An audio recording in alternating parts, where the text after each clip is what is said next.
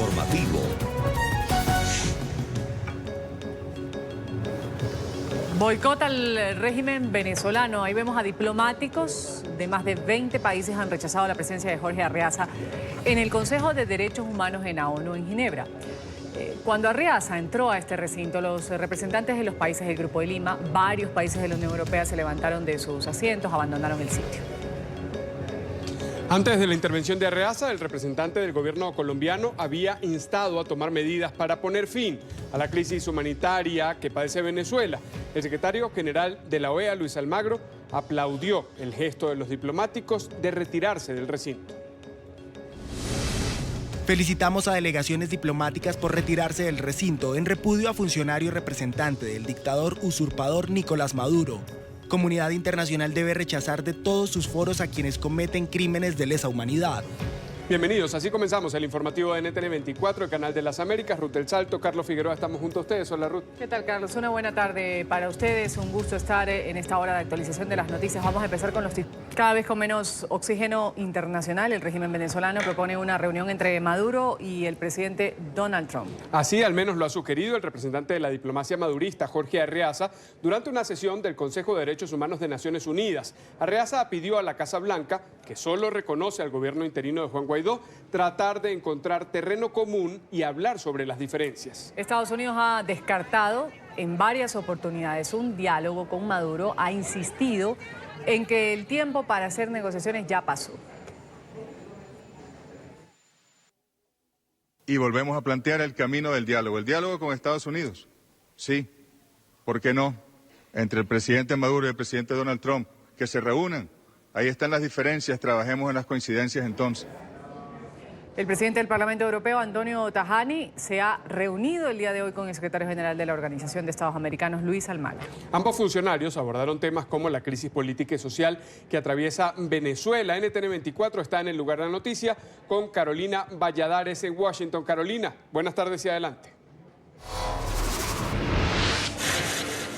¿Qué tal? Buenas tardes, Ruth y Carlos. Desde la sede de la OEA, hace minutos ha terminado este encuentro importante entre el presidente del Parlamento Europeo, Antonio Tajani, y también el secretario general de la OEA, Luis Almagro. Ha sido un encuentro de 47 minutos exactos. ¿Y por qué ha venido Tajani? Según nos ha contado el propio Luis Almagro al término de esta reunión, era para poder evaluar los últimos acontecimientos que han tenido lugar en Venezuela y también estar atentos a la situación que se pueda dar en el futuro, y también ambos han compartido su compromiso conjunto con la crisis en Venezuela, ha dicho Tajani al término de esta reunión ante los medios de comunicación, que insiste en que Maduro debe dejar el poder, también que se deje entrar esa ayuda humanitaria, y ha insistido en que se puedan celebrar, de hecho, elecciones libres y democráticas en el país.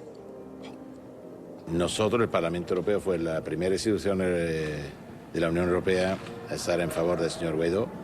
Como reconocimos al señor Guaidó como presidente interino, pedimos elecciones democráticas para elegir el nuevo presidente de la República Bolivariana de Venezuela. Pedimos a las Fuerzas Armadas de respetar la Constitución y reconocer al señor Guaidó como presidente legítimo interino. Esto no es un golpe de Estado, es de respetar las reglas, las leyes, la Constitución de la República Bolivariana de Venezuela. Nosotros pedimos que no se bloqueen las ayudas humanitarias, porque el pueblo se muere de hambre, los niños se mueren de hambre, falta medicamentos, la situación es muy peligrosa, es muy difícil por todos los venezolanos. Tajani es el presidente del Parlamento Europeo, un organismo que sí que ha reconocido a Juan Guaidó como presidente legítimo de Venezuela. Sin embargo, hay que recordar que de los 28 países que conforman el bloque europeo, hay 4 todavía, entre ellos Eslovaquia, Italia, Grecia y Chipre, que no han reconocido todavía a Guaidó. Para esos países, Tajani les ha enviado un mensaje. Siempre los procesos de reconocimiento de gobierno son procesos internos y tienen que ver con las relaciones bilaterales con el país. Por lo tanto, sin perjuicio de que para nosotros solamente hay una solución y tiene que ver con reconocer al presidente legítimo conforme a la Constitución venezolana. Pide la resolución del Parlamento Europeo, con la cual nosotros reconocimos al señor Guaidó como presidente interino. En el mismo texto nosotros pedimos a todos los estados de la Unión Europea de reconocer al señor Guaidó como presidente interino y pedimos que todos nos ayuden a trabajar en favor de nuevas elecciones. Por eso esta es la posición muy clara del Parlamento Europeo. Nosotros estamos hablando, pidiendo a todos los países de la Unión Europea de reconocer al señor Guaidó como presidente interino. Tajani se marchó ya de la sede de la OEA, pero sigue su agenda aquí en Washington y en cosa de cerca de una hora se reunirá en el Congreso con la presidenta de la Cámara de Representantes, Nancy Pelosi. Este es el reporte desde Washington. Carolina Valladares para NTN 24. Carolina, gracias por ese reporte. Desde la capital estadounidense, el presidente interino de Venezuela, Juan Guaidó, se va a reunir con el presidente de Brasil este jueves. Según agencias internacionales, Guaidó es esperado en Brasilia. Durante su visita al gigante sudamericano, Guaidó se reunirá mañana con Jair Bolsonaro, quien ha demostrado en varias oportunidades, le ha demostrado su respaldo y reconocimiento también al gobierno interino de Venezuela. Aunque no se ha confirmado una agenda oficial, se espera que Guaidó realice también una visita al Congreso de Brasil. Pese al llamado de la comunidad internacional para que el régimen de Nicolás Maduro permita el ingreso de la ayuda humanitaria, en las últimas horas fueron instalados 2 nuevos contenedores que obstaculizan el paso fronterizo entre Colombia y Venezuela. Estas nuevas estructuras de carga, una azul, la otra naranja, bloquean el centro del puente Simón Bolívar que conecta la ciudad colombiana de Cúcuta con la de Venezuela, la de San Antonio. NTN 24 está en el lugar de la noticia con Carlos Arturo Albino. Carlos.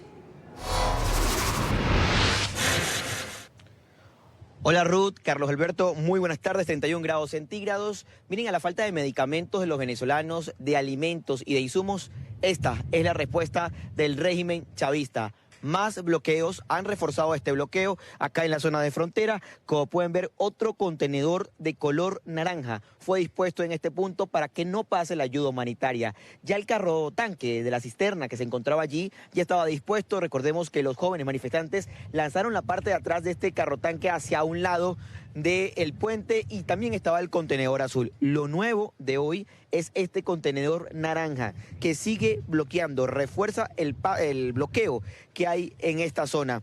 Estamos muy cerca, estamos justamente en la línea limítrofe entre Venezuela y Colombia. La situación es tensa, más militares colombianos fueron dispuestos acá también en la frontera del lado colombiano, reforzados con el ejército y carros blindados. Según hemos conocido por fuentes oficiales, esto es normal en zonas de frontera, sin embargo, nosotros no la habíamos visto en estos lugares. En la información con esta imagen, que es el ícono de la barbarie del régimen de Maduro, regresamos nuevamente a los estudios. Los enviados especiales Wilson Rodríguez, Alex Pedraza, Carlos Arturo Albino, NTN 24. Gracias, Carlos. Y entre tanto, la Asamblea Nacional de Venezuela, de mayoría opositora, lleva a cabo una sesión especial a esta hora. Allí se discute sobre la crisis humanitaria en el país. Diputados han denunciado que son 15 indígenas los que han muerto producto de la represión del régimen en la frontera con Brasil el pasado fin de semana. Nuestro periodista Luis Laya se encuentra en la sede del Parlamento venezolano con la noticia. Luis, adelante.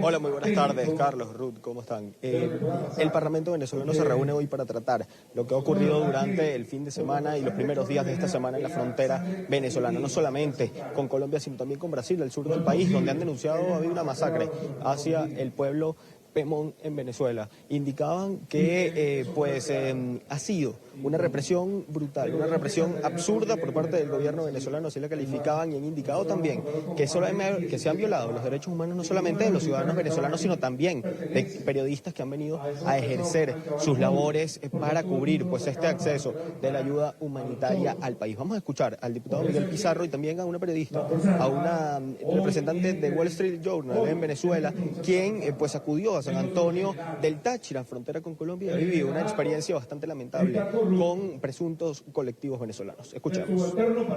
And they were kicking my security guy and my translator in the stomach and the head. Y le golpearon y patearon a su traductor y a su conductor. This terrifying ordeal went on for about 30 minutes before they finally let us go. Estuvieron allí en esa situación a cerca de 30 minutos antes de que los dejaran ir. And at this point they yelled, "You have 5 seconds until you die." Y en este punto les gritaron, tienen 5 segundos antes de que mueran. And they started counting down from 5 as we got into the car. Y empezaron a contar desde 5 cuando el carro se movilizó. And when they reached 2, they started shooting. Y cuando llegaron a 2, empezaron a disparar. Compañero militar, hermano en armas, sé que tienes miedo. Sabemos que temes por tu familia. Sabemos que temes por la persecución. Pero el tiempo de tomar decisiones es ahora. Está absolutamente claro en nuestro país que la ayuda humanitaria es una herramienta para salvar vidas, sí. Pero que la única solución verdadera es que cese la usurpación e inicie en nuestro país un gobierno de transición. A esos pueblos que están resistiendo. Además, minutos antes del inicio de esta sesión que se lleva a cabo el día de hoy, miércoles, hubo un altercado dentro del Parlamento venezolano. Trabajadores de la Asamblea Nacional afectados a un sindicato oficialista en Venezuela, pues intentaron reclamar algunos derechos contractuales que aseguran les debe el Parlamento Nacional desde su instancia administrativa. Hubo un altercado, incluso denunciaron que habían personas armadas dentro del Parlamento venezolano. Fue una situación bastante confusa que se extendió por cerca de 5 a 10 minutos, tanto dentro como fuera del hemiciclo de sesiones, pero que fue controlada por el personal de seguridad de la Asamblea Nacional. Hechos de violencia que se han presentado en Venezuela durante estos días y que, pues lamentablemente, se han hecho parte ya de lo que se ha vivido en territorio nacional. Esta es la información que nosotros tenemos desde la ciudad de Caracas, desde el hemiciclo de sesiones del Parlamento venezolano, y con esto volvemos a los estudios. Desde Caracas, Venezuela, Luis Alejandro Laya, NTN 24. Gracias, Luis.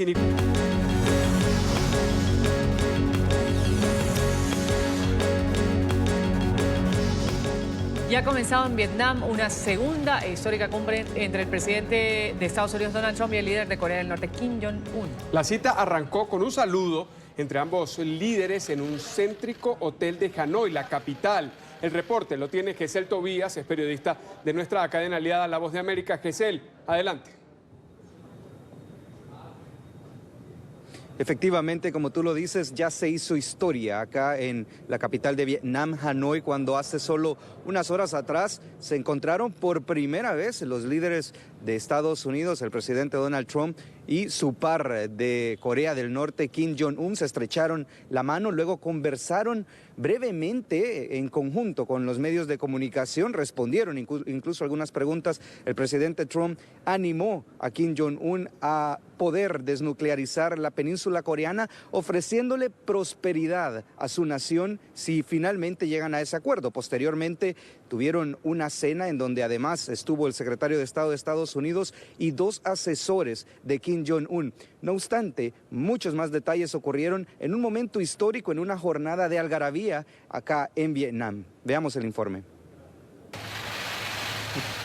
Durante casi 10 segundos se estrecharon las manos el presidente de Estados Unidos y el líder de Corea del Norte. Sonrientes y visiblemente relajados, Donald Trump y Kim Jong-un se sentaron frente a frente en Hanoi 261 días después de su último encuentro en Singapur. Fueron días en los que se necesitó mucho esfuerzo y resistencia, y también mucha paciencia, más de lo habitual. Ambos se mostraron optimistas y Trump, algo más expresivo, se refirió indirectamente a las críticas en su país por negociar con el dictador norcoreano. Tuvimos una primera cumbre muy exitosa y a algunas personas les gustaría verlo más rápido, pero estoy satisfecho. Estamos contentos con lo que estamos haciendo y pienso que esta, con suerte, será igual o mejor que la primera. Hicimos muchos progresos y creo que el mayor progreso fue que nuestra relación es realmente buena. El mandatario estadounidense insistió en destacar el potencial económico que, según él, tiene Corea del Norte.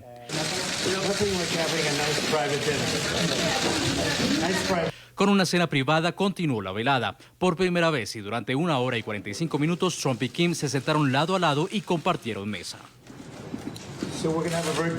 Vamos a tener un día muy grande mañana y probablemente tendremos una cena rápida y muchas cosas se resolverán, espero, y conducirán a una situación maravillosa a largo plazo. Nuestra relación es una relación muy especial. La cumbre tiene lugar en el lujoso Hotel Sofitel Metropole de la época colonial francesa en el centro de la capital vietnamita. Sin embargo, ambos dirigentes se hospedan en lugares distintos. Kim Jong-un se aloja en el Hotel Meliá a solo 4 minutos en auto de la sede de las reuniones, mientras el presidente Trump, más retirado, lo hace en el Marriott a 20 minutos hacia el oeste de Hanoi. Este jueves tendrán lugar las reuniones centrales entre ambos líderes. El mundo espera que estas conversaciones sirvan para impulsar la desnuclearización del régimen de Pyongyang, mientras este busca rebajar las sanciones en su contra. Estará por verse si, a diferencia de la cita en Singapur el año pasado, la cumbre de Vietnam concluye esta vez con acuerdos concretos. Y la Casa Blanca ya reveló la agenda para mañana, que comienza a las 9:45 muy temprano, seguido por un almuerzo de trabajo entre ambos líderes, y además está previsto que a las 2 de la tarde, hora local, firmen el posible acuerdo entre Estados Unidos y Corea del Norte, posiblemente para dar más pasos sobre la desnuclearización. Otros especulan sobre un acuerdo de paz entre ambas Coreas. Por supuesto, los detalles los tendremos el día de mañana. Nosotros por el momento regresamos con ustedes a estudio. Gracias por ese resumen desde Vietnam.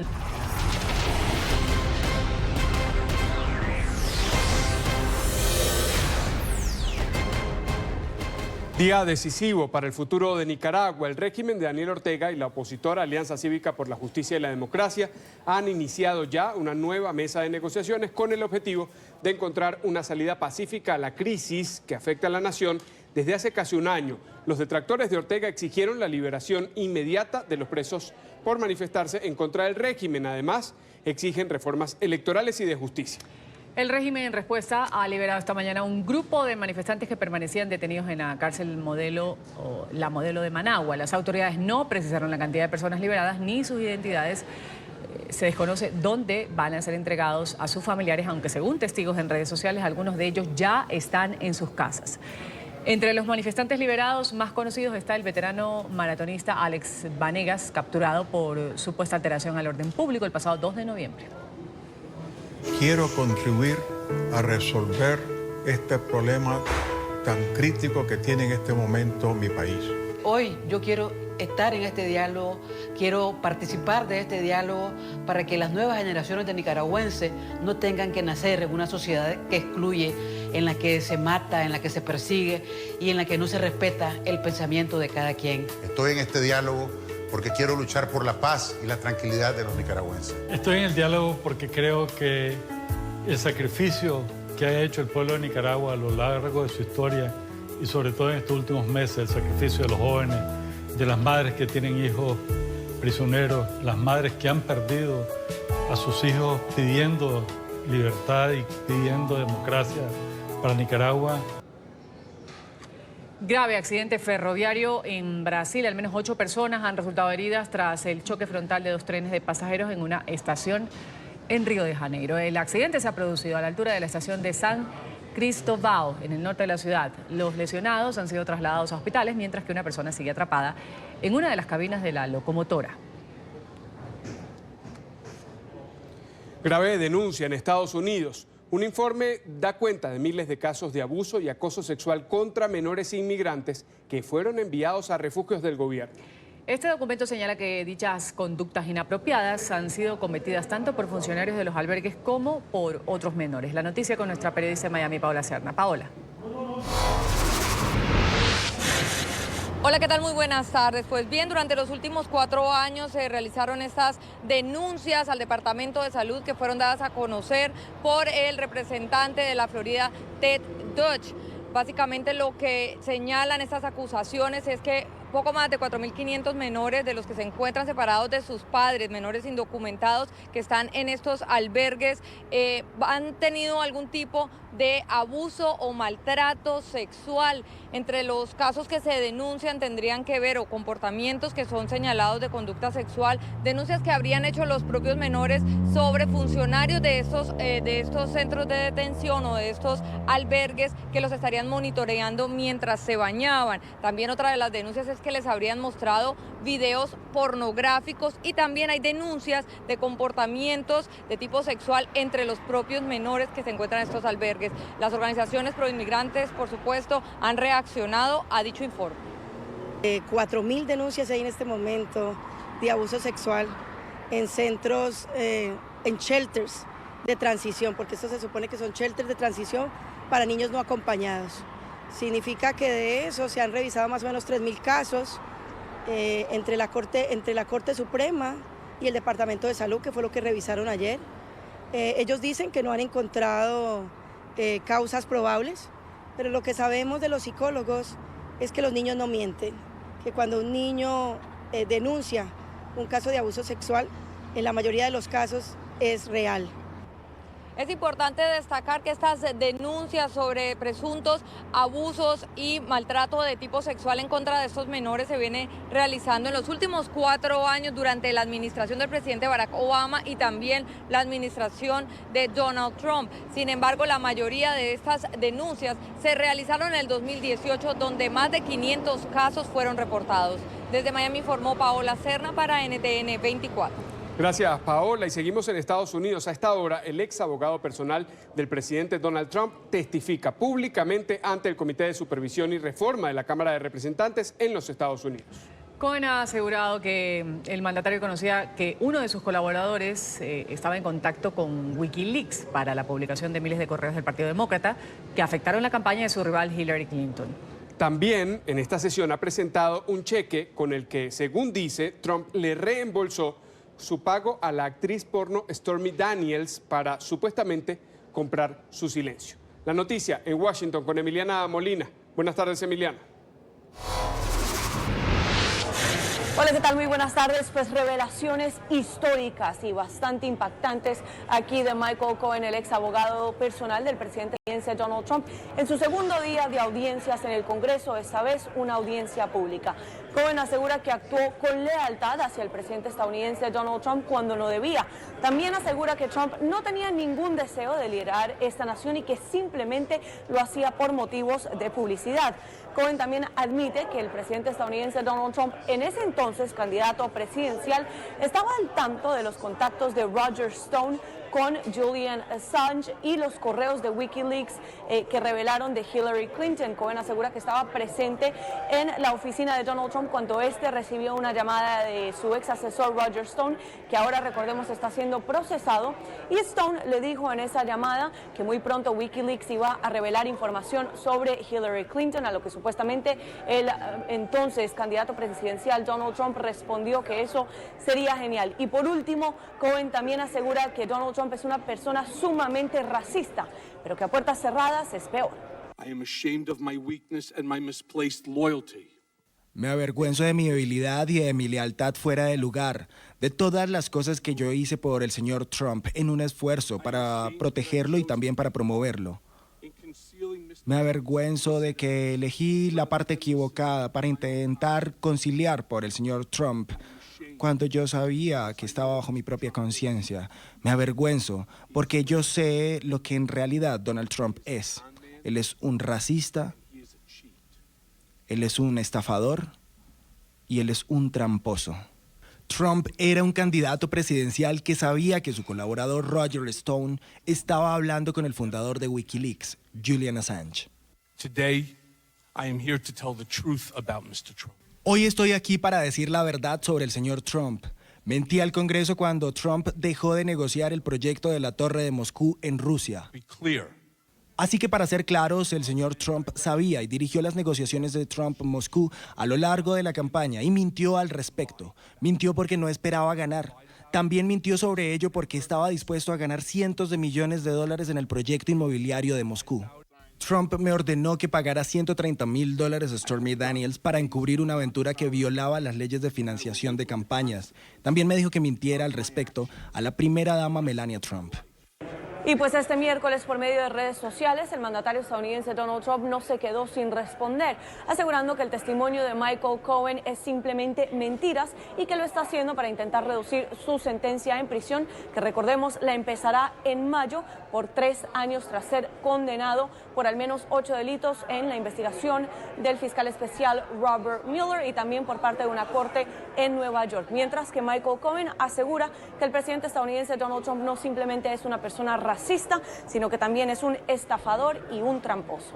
Esta es toda la información que tenemos desde el Congreso. Emiliana Molina, regreso al Centro Internacional de Noticias.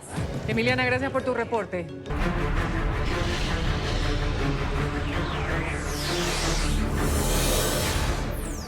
Tragedia en Egipto. 25 personas han perdido la vida luego de que un tren se estrellara contra la barrera de contención en una de las estaciones de El Cairo. El choque ocasionó una explosión y un posterior incendio que además deja al menos 50 personas heridas. Las autoridades aseguran que no se trataría de un hecho planificado. Según testigos, un foco de fuego al interior del tren y una falla en los frenos podrían ser las causas del accidente. Tras los hechos, el ministro de Transporte presentó su dimisión. Derrumbe en una mina en Indonesia. Un deslizamiento al interior de un socavón en el norte del país deja 3 personas muertas, 60 desaparecidas. Las autoridades de la provincia Sulawesi trabajan a contrarreloj para sacar a los trabajadores con vida. En esta zona permanece la alerta, ya que existe riesgo de nuevos deslaves. Donde el hundimiento de la mina provocó... Ustedes, gracias por su sintonía con el informativo de NTN 24. Los invitamos a que sigan informados en Twitter, nuestra cuenta @NTN24 y en la web ntn24.com. Feliz tarde.